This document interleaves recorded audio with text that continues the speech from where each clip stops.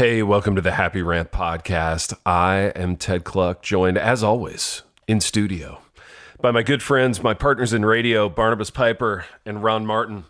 Boys, we're all back together again. Sorry for my, insubordination last week, my inability to make it to the program. I feel like I let the show down. You boys soldiered on without me. And what was that like? Was it strange?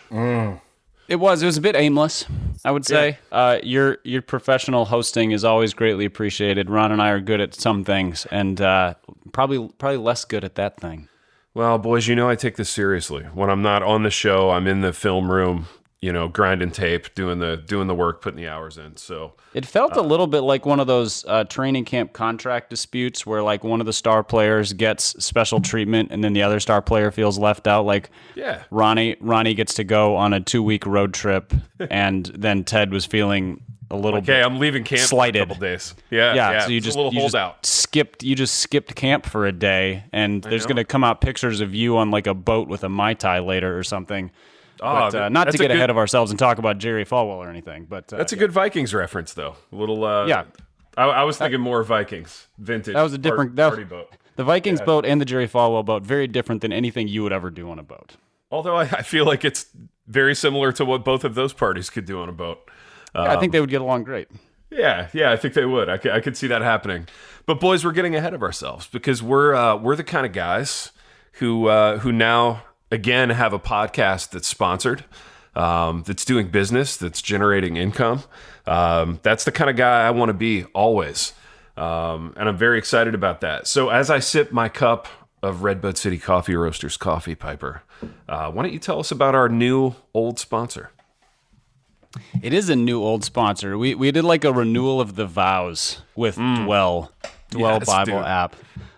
So, we worked with them in a faithful relationship for a long time, and then it was a parting of the ways it was more just a drifting apart than it was a true parting of the ways. Like a little separation, we tried it out. And not really over any particular conflict, just sort of like, hey, I think I need some time. Yeah. And then we mutually agreed that the best thing for us was to get back together. So we're back with Dwell. And so for listeners who haven't been with us for long, Dwell is an audio Bible app that has anything you would want in an audio Bible app. So different readers, different plans, there's musical backgrounds, there's all sorts of features to help you study or memorize or just listen your way through Scripture. It's a great way to get Scripture into your life when it's hard to make time to sit down and read, or on top of your reading, car commutes, going for a run, whatever it is.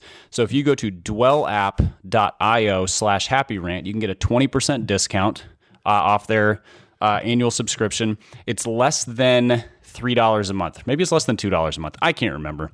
It's cheap one way or the other. So 20% discount, dwellapp.io/happyrant. Check that out. And I think they may even have a free trial so that you can check it out for a few days before you decide to pull the trigger on it. But you will end up deciding to because it's pretty awesome. Boys, we're better with Dwell Bible. We drifted apart. We took some time to find ourselves, and I think we realized that we're better together than we are apart. They make me better. They actually do make me better, like all kidding aside. I used Dwell Bible a lot during the pan. Shout out the pandemic. Back when the emotions were all over the map. So speaking of things that we would love to have a separation from, which we probably will in a couple of months. I'm no genius, but maybe that's coming. Let's hope. Yeah, let's hope for sure. But boys, speaking of the pandemic and things that are bad, we're going to take a look at some stories, just some things that have happened over the past few weeks. Things that are kind of so bad they're good. So bad they're good from a content standpoint. This feels themey. This almost feels like a theme episode, like the kind we used to have back when Trogs was on board, when he was a part of the program. But we have some news items, and Pipe, I want to just get the ball rolling with this thing that you sent to us that Ronald and I are a little incredulous about. You sent us a release, some copy, some marketing copy about a product, a Gen Z Bible devotional that a company put out that's a major Christian publisher and book distributor. And Ronald and I don't think this is real. So I want you to read some of this copy, some of the marketing copy that you read us off the air, and we're going to parse whether or not this is a real thing or whether this is satire. Yes, it's a really valid conversation. You guys have me doubting myself, and it's possible that I have had the wool pulled over my eyes because I have inside sources at Lifeway. Having worked there for 6 years, I still have my connections there. And I thought we might get away with not saying the name of the company because they maybe own my university at this point. I don't know. But that's all right. They don't own your university. If anything, they're owning less and less these days. These inside sources of mine were distraught that this thing existed. I'll just say that. And I'll just, no names. Yeah. If they want to go on a witch hunt, they can come ask me for names. They can waterboard me. I'm not giving anything up. Right. But so Lifeway earlier this summer released something called, I don't know exactly what it's called. It's a Gen Z devotional. So a Bible study for Gen Z. And for those of you who can't keep the generations straight, Gen X is what Ronnie and Ted are. Millennial is what I am, just barely. I'm almost Gen X. That's just like a youngster, Piper. Just a young it's basically 25 to late 30s is millennial. So then like high school up through 25 is Gen Z. So think teenager, college student, etc. Sure. This was very clearly, if this thing was real, a Bible study written by old white men for young white men, except the old white men were attempting to imitate young black men. So let me give you an example. This is how they interpreted John 1:1. So John 1:1 in the standard Bible language that we're familiar with was, in the beginning was the Word, and the Word was with God, and the Word was God. He was with God in the beginning. Pretty straightforward. Yep. Yeah. So here we go. This is the Gen Z one. Since day uno, there was Cap G. Big J was chilling with Cap G, and Big J was Cap G. That is, I think, clearly that's how the Apostle John would have written it, should he have been writing for 16-year-old white males today, obviously. So then here's the explanation, except they don't call it an explanation or devotional. They say, here's the T. Life started with God's word, but the Bible isn't boring or outdated. Life still starts with God's word. Like, this part actually sounds sort of like normal English. Yeah. And then he talks about transformation. And then there's something called Sunday Cool, which there isn't actually. There can't be. There so are you without saying us dying a little bit inside. I can't decide if this is a visceral reaction or like you're just saying no. This is all a farce. This isn't real. It's kind of what I hope. It's kind of what I felt as I've woken up in the morning for the last 6 months. This can't be real. When you say woken up, is that are you sort of alluring to? Oh, Ronald. Being woke. Dude, I see what you're doing there. Woke I see what you're doing. /ENUP. Gosh, that's good radio. That's T, radio. I think we need to get some clarity on that, buddy, because I don't know if I can be on the same program as a dude that believes in critical race theory.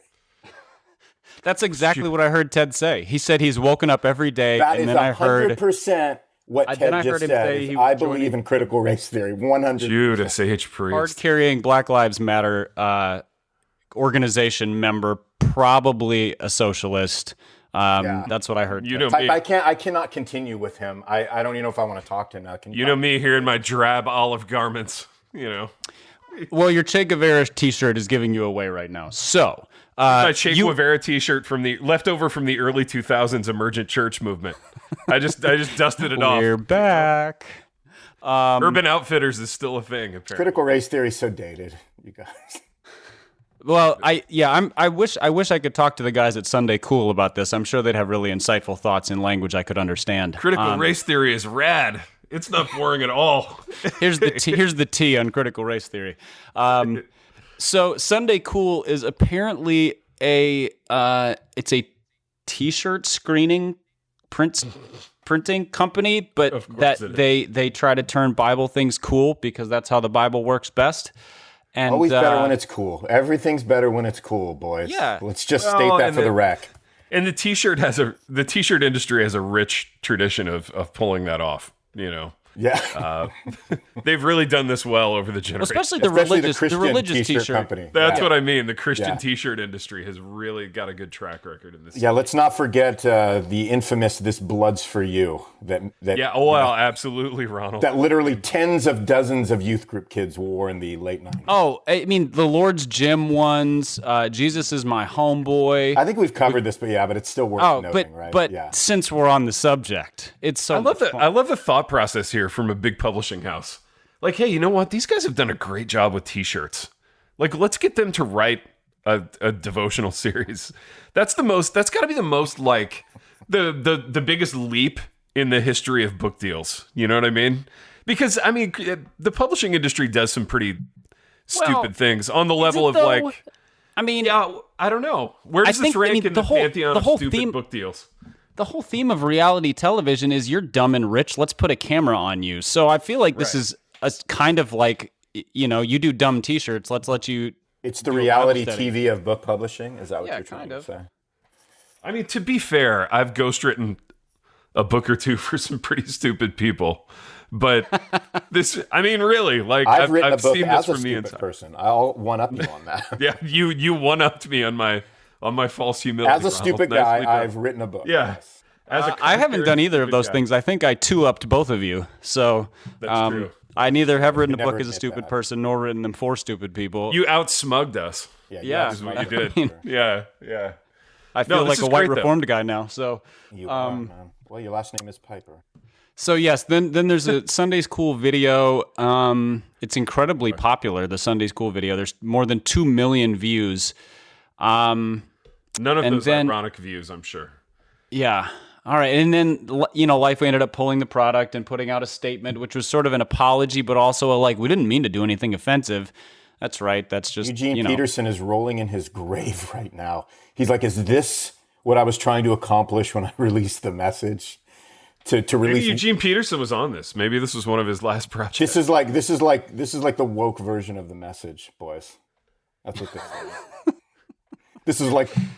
See, the funny thing is, Eugene Peterson was an old white guy who was putting the Bible into plain language, and it sounded a lot like English for adults, dude, as opposed to whatever this is. EP was twice as woke as like Ted will ever be. Pipe. Dude, can we talk about Ronald throwing the word woke around like there's no consequences? This guy, man, he's playing fast and loose, Piper. Oh, I love it, man. I've sort of taken all I can take, and I can't take no more. Baby, have you forgotten how middle-aged and white you are? I mean, I'm reminded that given how often I look in the mirror during the day, which is a lot. So no, I know. I get it. I'm starting with the man in the mirror, Ronald. Let's start there. Okay. Thanks for that. I appreciate that counsel. Just a little wisdom. No, I need some counsel. That was good counsel. I'm going to roll with that. I'm going to run with Baby, that. get on the Chaise Lounge, swipe your insurance card, let the game begin. Man, I feel like I've done my work for the day, Big T. Thank you. Well, there you go, man. Let's knock off for the rest of the day. Call it a day. So, Piper, have we determined if this thing is real or not? I want a copy. I'm not going to be convinced. Well, they pulled it. It doesn't. You can't even find it on their website. You can go Hold to a on. link. Let me look on Amazon right now. What's it called again, Pipe? I don't know. It's called. I'm looking at the picture. It's called the Word According to Gen Z, a 30-day Devo challenge. Okay, I'm on it right now. Obviously, Amazon, that little website that we talk about occasionally, has a few copies left. I got it, man. I can get the Kindle edition literally instantaneously. How much is it going to cost you? It's going to cost me $5.49. And by the way, the cover of it might be one of the worst things I've ever. I get Isn't literally that kind of faux leather, like no, dude. Oh. It's like a picture. It's a picture of like 5 Gen Zers holding like iPads. Almost. If any of them are wearing bell bottoms, it could be straight out of '79, right? And it just says the Bible according to. It's really bad. Like, I love it, dude. I love it. That's not the same one. What? I'm fairly certain. No, that was published in 2013. It's the one under. It's the Word According to Gen Z. Oh, the Word. By Sunday Cool. It is the one with the faux leather and the fake gold kind of leaf embossing. Do you guys like how I just dadded that up like that? I still can't find it, man. Look up the Word According to Gen Z, or you could just search Sunday Cool. I bet that stuff is on here. you can't find any editions. There's not a digital one or a print one. It just is listed. You just got to go. Lifeway just eradicated this from the face of the earth. Yep. Yeah. That's but awesome, it's the one. So yeah, this is the one that has like it's supposed to look like an old leather bound book, because nothing says fake ebonics inside a book that no Gen Zer would ever pick up. All right, so here's my thought, man. We've really nailed the packaging on this one. Yeah, they nailed it. Big T, here's my question for you, big guy. Lay it on me, baby. Why don't you go to John 1:1 and tell us how a Gen X version of that passage would read? That's what I really want to hear. And then we'll go to Pipe, who's sort of a millennial. Yeah. Only because he talks about it so much. And we'll have him do the millennial version, man. Wow. Are we really doing this? How would a Gen X read John 1:1? It's going to be a little cynical and snarky. We're going to take away some of the formality of probably the wording. But it's gonna, I don't know. I'm just asking the question. I don't know. I'm not quick on my feet. I'm looking at it right now, Ron, and I'm trying to do the translation in my mind because I want it to be good. Also, is this the most blasphemous thing ever, the thing that we're doing right now? Like, is this okay? You're a man of the cloth. I think it's okay because we're satirically undermining somebody else's blasphemy. Isn't that? And that's kind of what we do anyway, right? We satirically undermine other people's dumbness. Yeah. I mean, including our own. Yes, of course. Of course, especially our own. Baby, you're Gen X like me. How would you interpret this? What would your translation like? You talking to me? Yeah, I'm talking to you. Dude, what would it read like? I'm just so bad at that kind of stuff, man. I think actually, you just have to throw in an or whatever somewhere. Yeah, like Gen X basically reads John 1:1 and finds a reason why it's not. Finds a reason why they're still not getting what they deserve in life, after reading something like that. That's true, and that's a passage exactly of that like magnitude. It'd be like, in the beginning was the Word or whatever. The Word was with God, whoever that is, and the Word. The Word was with God, and the Word was God. But like, where's my word? Like, and when what's am I his gonna problem? When am I What's going to his get? deal? When am I going to get like my opportunity to speak the words that the Boomer Gen is still keeping and holding back from me? Like, when do I get my time to shine? Like, I appreciate what God's doing with His Word and that He's giving it to us. But like, where's my main stage deal? Where do I like? When do I get to shine? Like, and again, I'm not trying to not give glory to God, but like, hey, John got to write that. When do I get to write my John 1:1? Here's the Gen X version of it.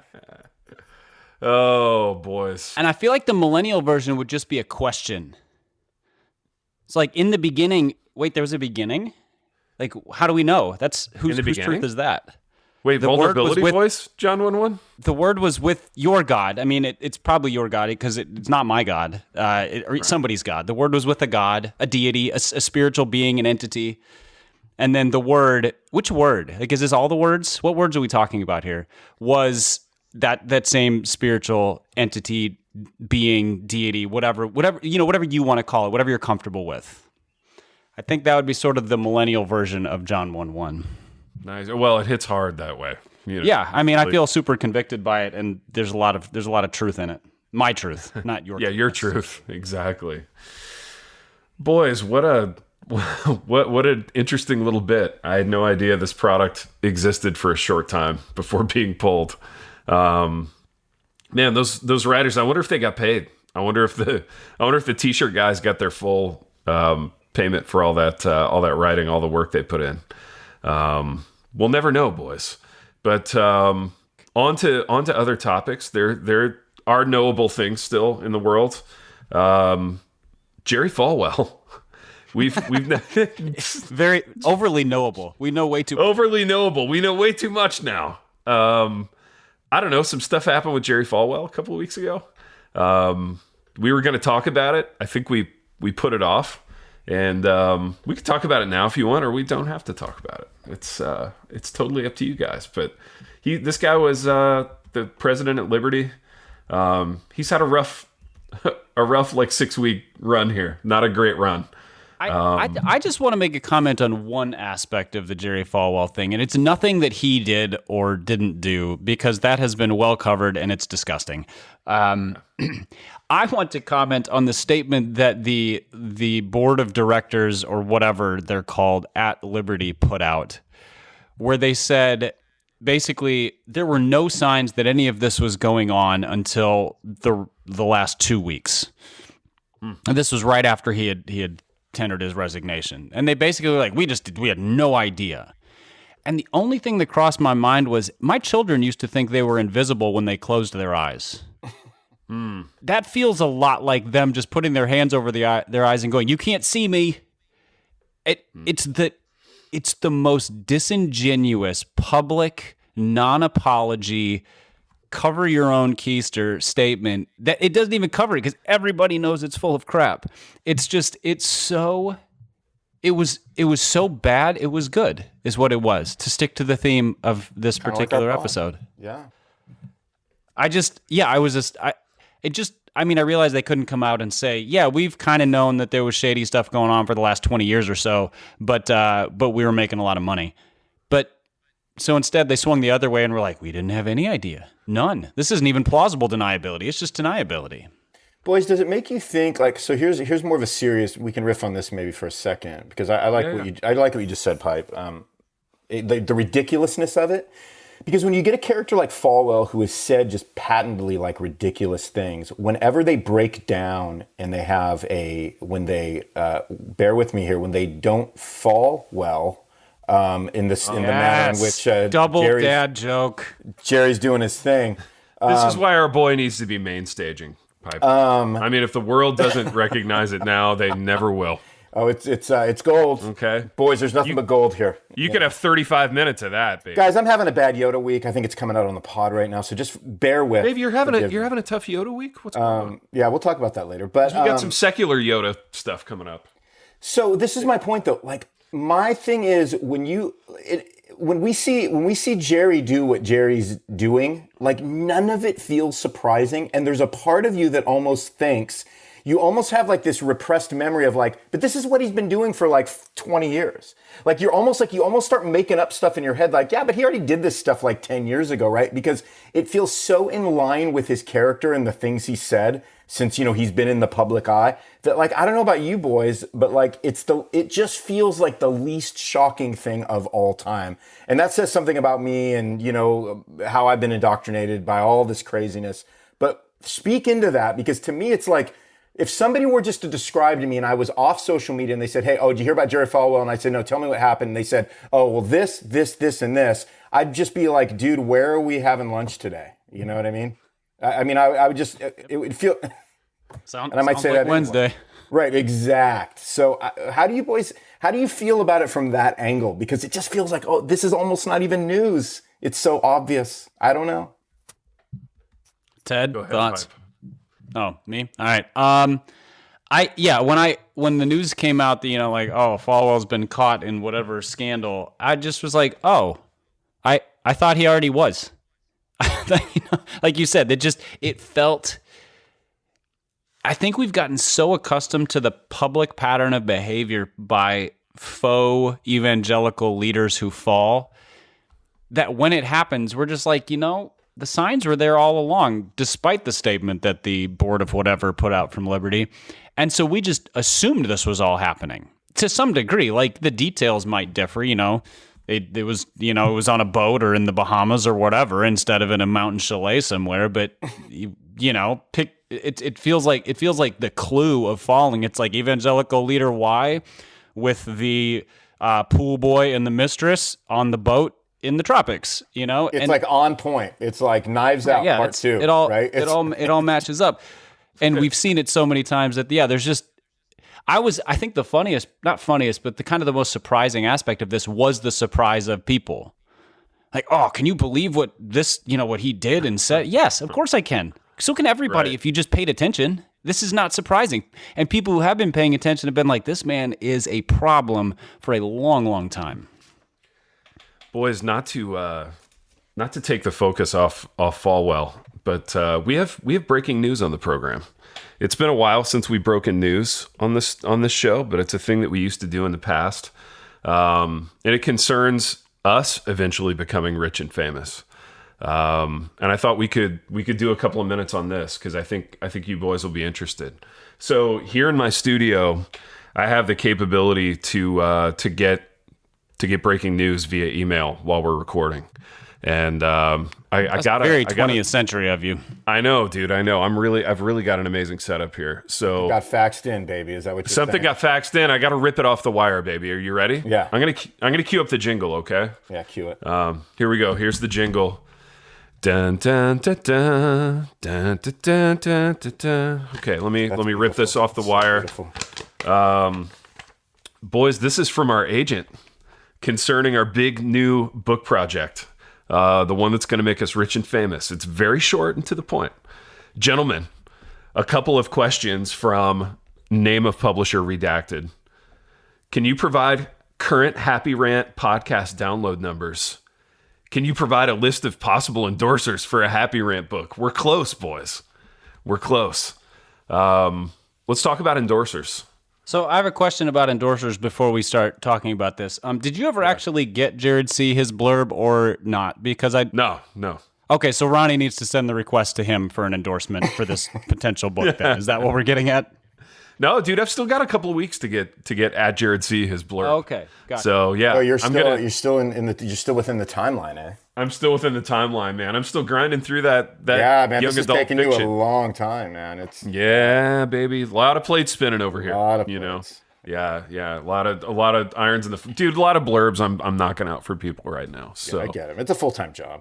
I get them confused, but now we got to start thinking about blurbers for our book, dude. Which is kind of huge. Let's This dream means big. that we have to think of famous Christians with a sense of humor. Crickets. I'm stumped. Literal crickets. Yeah.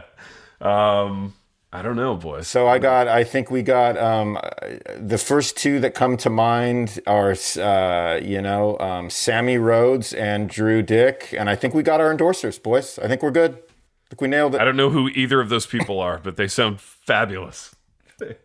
Yeah, I think they're those guys. Jared C. If Ronnie can, maybe offer him up another photo shoot in front of a mural or I'll something. wrangle up. I'll send him Dangle a a check. photo shoot, baby. I'll send him a Happy Rant check. I'll Dangle another weekend in Ashland, all expenses paid. I think I might have a Happy Rant sticker if he wants to put it on his Yeti cup or something. I could send him one.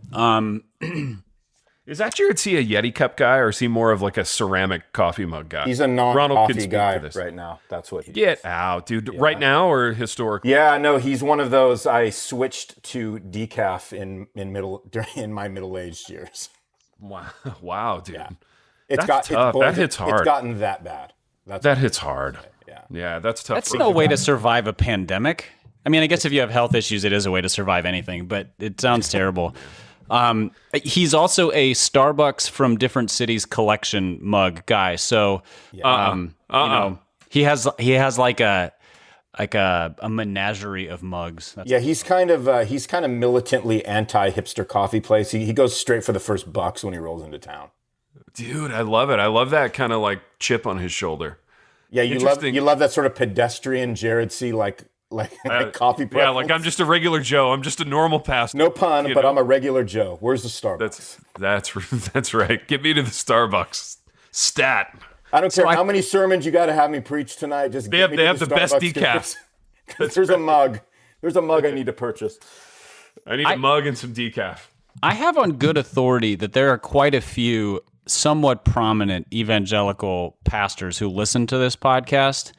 So this is really going to be a test of their mettle, whether or not they will put their name to a public admission of liking this podcast. Because I get it, direct messages or text messages or whatever, and or like a comment in passing back when we could go to conferences. People would be like, "Psst, I like your podcast," and but now we have to see who will outright admit to both liking the three of us and liking what we do as a podcast. Dude, it's like Jesus with Peter on the shore, man. Do you love me? Blurb. Yeah. Do you love me? Blurb my book. Right. I mean, for real. Is that the Gen X version of that verse? Yeah, for real. Dude, it is. Yeah. It is. If you love me, blurb my book. That's the saddest thing ever, dude. That's the saddest thing that's ever come out of our mouth. And that's saying something. I do want... so dirty. I do want... Do you know me in a peripheral way? Blurb my book. Have you heard of me? Have you never heard of me before? Great. Could you leverage me in the future? Blurb my book. Sorry, can I butter you up with a compliment vaguely about your general area of ministry? Blurb my book. Exactly. Can I pretend to know you in a deeper way than I actually know you? Blurb my book. I think what we're saying is, Sammy Rhodes, can you write us a funny forward, please? That's what we're saying. Dude, who is Sammy Rhodes? And I don't know. No, but I just made his name up.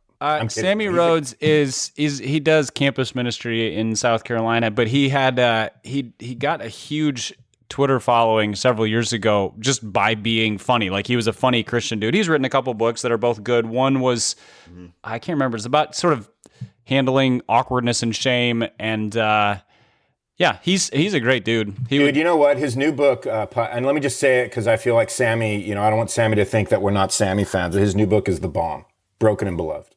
It's really That's what it was. I was trying to remember the newest one. Really good. Bad that I forgot. Yeah. There you go. Ronald knows him in a peripheral way.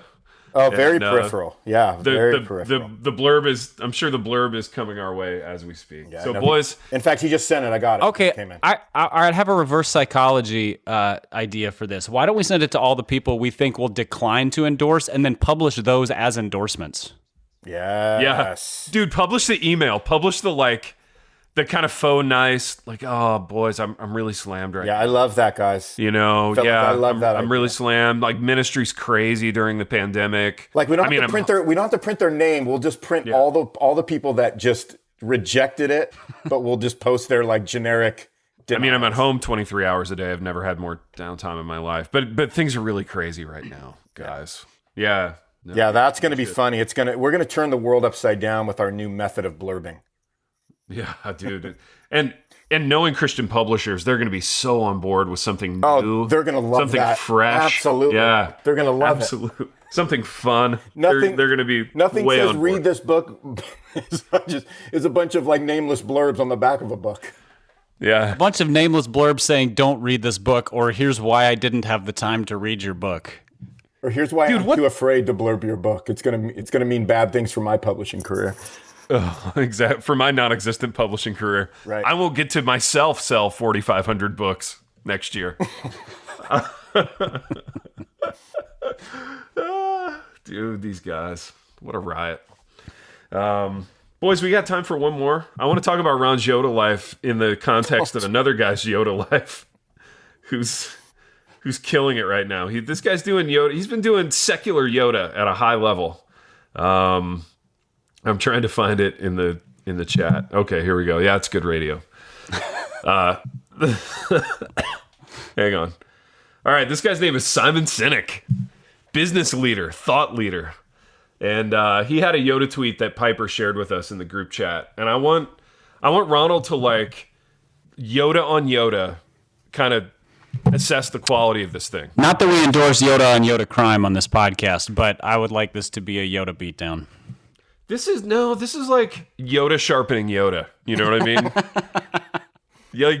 That's how I look at it. It doesn't matter. Nobody boys, just so you know, you guys started this thing now with Yoda tweeting to where, I mean, you won't know this, Ted. Well, you will because you just stalk everything. But like you, there it is, dude. Yeah, we got to.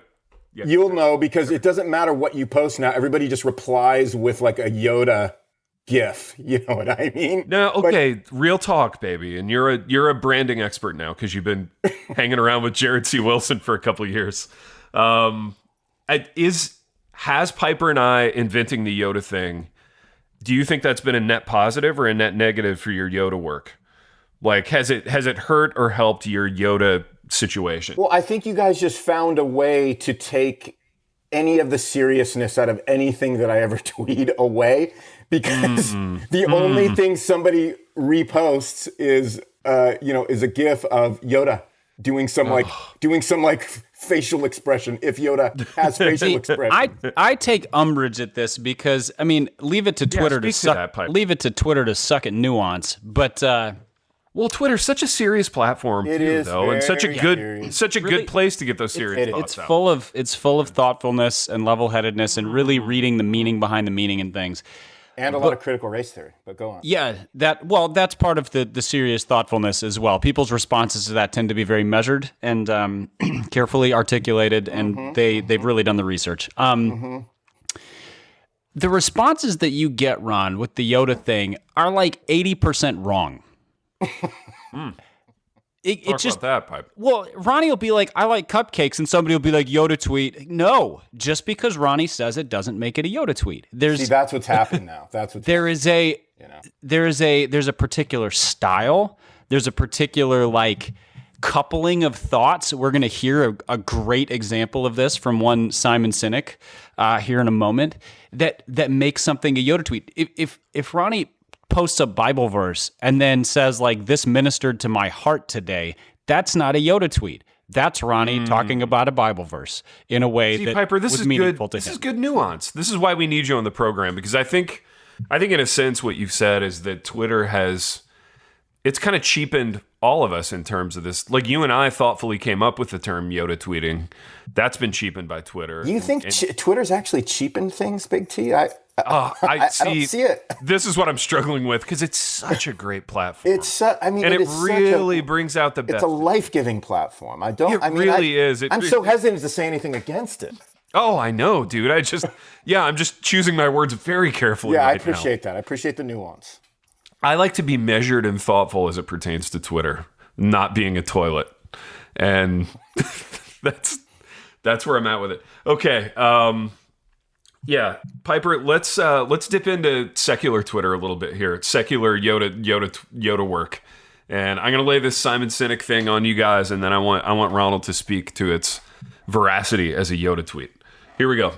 Simon Sinek, business guy. I'm trying to look at what his face looks like, but the picture's so small. Oh well, I'll do that. I'll do that in my studio later. He looks like a yuppie hipster who speaks in vulnerability voice. That's what he looks like. Okay, so like every Nashville guy. Say it read the tweet, please, boys, in V voice. No, I'm gonna read it standard, and then I'm gonna do a second read in V voice. All right, fair enough. Okay, do it. Here we go. Here it is in standard. Bad leaders care about who's right. Good leaders care about what's right. Simon Sinek. I thought his last name's Cynic, but obviously not Cynic. No, but that's all I can. That's all I can hear is just Cynic. Okay, I'm gonna lay it on you in V. He's like the Gen X tweeter of all time. Hi, I'm Simon Sinek. Yeah, no, I know that would be a funny parody account. All right, here we go. Here it is in V voice. Bad leaders care about who's right. Good leaders care about what's right. Simon Sinek. I don't know. That wasn't my best V voice. But I love how you even say your name with a question mark at the end. Well, that's it. Can we really like? Can we be sure? Can we be sure? Can we be sure of anyone's personhood anymore? You know. So Ronald, roll that around, chew on it. Where are you at with this as far as quality Yoda work? Well, dude, I'm going to tell you right now, man. So here's what I struggle with, man, with these like leadership gurus is like, there needs to be. Like, it's too basic. There needs to be a level of like thought provokingness. I don't know if that's a word. If it isn't, I just made it up. But like, there needs to be something there needs to be like a bit of like, hold on, I got to read that again and dig into it, reflect on it to understand what. Right. It's almost like it's not opaque enough. It's not. There needs to be a level of minor complexity, and there isn't. Yeah. It's so basic. You know. Oh, but see, I would take slight umbrage with what you just said in that one of the things that like the secular leadership guys do so well is say asinine and or obvious things as if they're deep, and so it adds a level of opacity because you're like, wait, is there more to this than what seems exceptionally obvious? And so you end up thinking about it, trying to figure out if it's as dumb as it looks. Right, I'm with you. Yeah, I'm with you. But whereas, like when you Yoda tweet, Ronnie, like there's it usually requires like a moment of pause and reflect because you brought something up that needed to be considered, not you said something obvious that I have to consider whether or not it's obvious. Well, I mean that's debatable, right? But I think to your point though, Pipe. So this is where it's funny.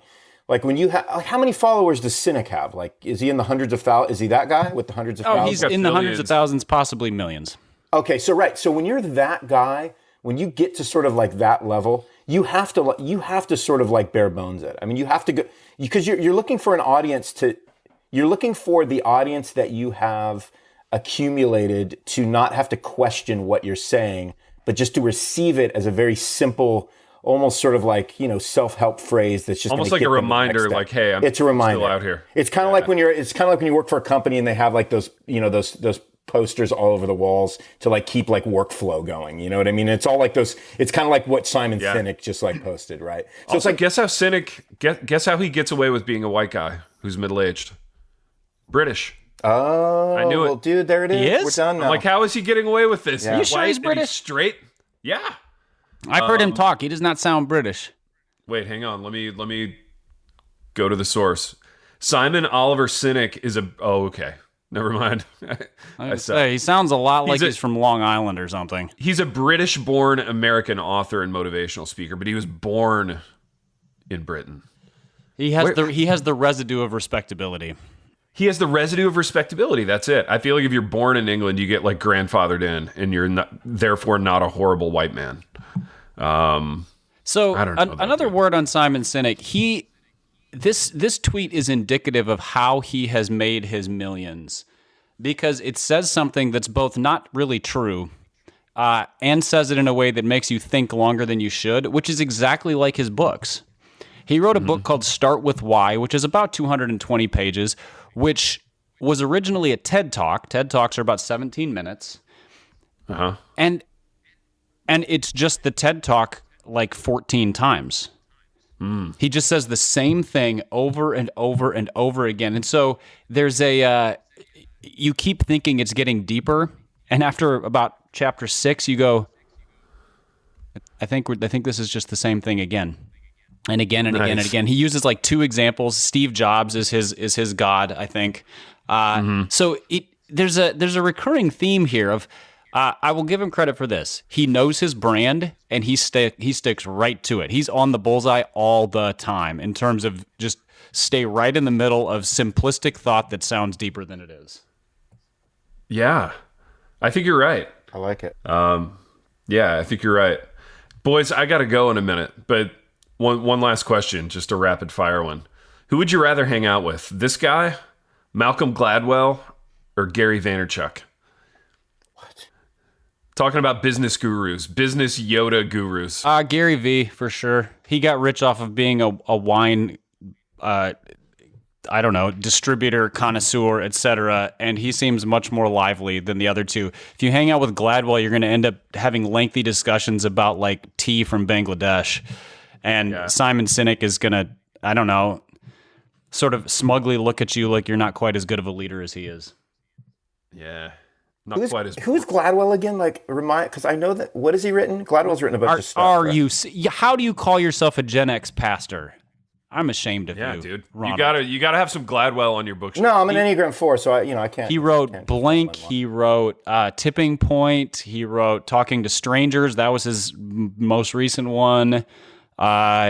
He's the guy he's kind of got a kind of looks sort of wild, eccentric professor type, real soft voice. He does the Revisionist History podcast. None of this ringing a bell? Yeah, I think so. I'm just kind of picturing, You're so Enneagram 4, you refuse to acknowledge that No, I'm picturing walking into like a Barnes exists. & Noble and be like, oh yeah, there's like Gladwell guy with another book, Dude, refusing to acknowledge that another smart, creative guy exists. That's the most Enneagram 4 thing. I never said I was smart. Ever, Piper. I never said and I was smart. That's a good note to end on, boys. I feel like this one was a little scattered, but it was still nice. Like, I'm leaving it feeling good about doing radio with you guys. And it had been a while, admittedly, since we've all three been in the studio again. So there's going to be some rust to knock off in that kind of scenario for sure. But boys, enjoy your Redbud City Coffee Roasters coffee for the rest of the day here as we part. And we've done what we always do in this program, in that we've wandered to and fro throughout some topics, and we will see you. Wait. No, I always want to sign it off like my other No, show. dude, I like that. Let's just keep that. That's cool. Yeah, no. And until next time. No, go back to the other one. I like the other one. We will see you next time. The Happy Rant is brought to you by Resonate Recordings. If you go to resonaterecordings.com, you can see the full range of services they offer. So if you're considering starting a podcast, they are the ones we recommend going with. Again, go to resonaterecordings.com to see their prices, to connect with them and ask any questions, and to see what they can do to help you launch, edit, master, and improve your podcast. Again, go to resonaterecordings.com to see what they can do to help you launch and improve your podcast.